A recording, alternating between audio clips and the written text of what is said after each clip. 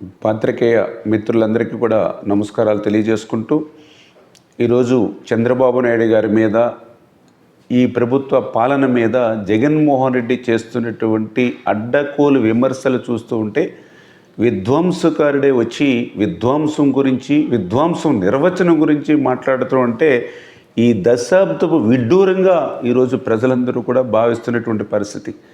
అడ్డకోలు విధానాలతోటి పిచ్చి నిర్ణయాలతోటి ప్రజాకంటక పాలనతోటి తొగ్లక్ పేరుని ఈ ఆంధ్రప్రదేశ్ రాష్ట్రంలో సుస్థిరం చేసినటువంటి వ్యక్తి జగన్మోహన్ రెడ్డి. ఈరోజు ఈ రాష్ట్రంలో చరిత్రకారులు కానీ రాజకీయ విశ్లేషకులు కానీ తొగ్లక్ పేరును కూడా మర్చిపోయి తొగ్లక్ పాలన దుష్ట పాలన గుర్తుకొచ్చేటువంటిది జగన్ పాలన అని ఈరోజు ప్రజలందరూ కూడా భావిస్తున్నటువంటి పరిస్థితి చూస్తూ ఉన్నాం. మరి ఆ రోజు రివర్స్ పాలన చూసి దేశంలో ఉన్నటువంటి ఇతర రాష్ట్రాలే కాదు ప్రపంచంలో ఉన్నటువంటి దేశాలన్నీ కూడా నివ్వెరపోయినటువంటి పరిస్థితి. ఆ రోజు అటువంటి రివర్స్ పాలనకు ఉదాహరణ మన పోలవరం ప్రాజెక్టు.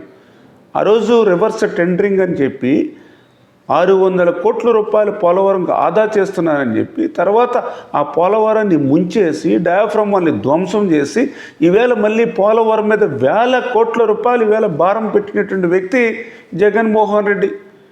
ఆ పోలవరం నీటి సామర్థ్య ఎత్తును కూడా 41.15 మీటర్ల ఎత్తుకు పెంచి ఆ పోలవరానికి అణువణువున కూడా అన్యాయం చేసింది జగన్మోహన్ రెడ్డి.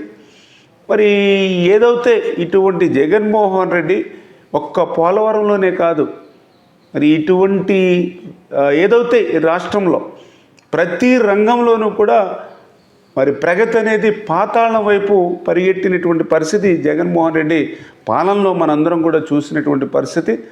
ఎక్కడి దొంగలు అక్కడే గప్చిప్ అనేటువంటి విధంగా జగన్మోహన్ రెడ్డి పాలనలో ఎక్కడ పనులు అక్కడే బంద్ అనేటువంటి పరిస్థితి.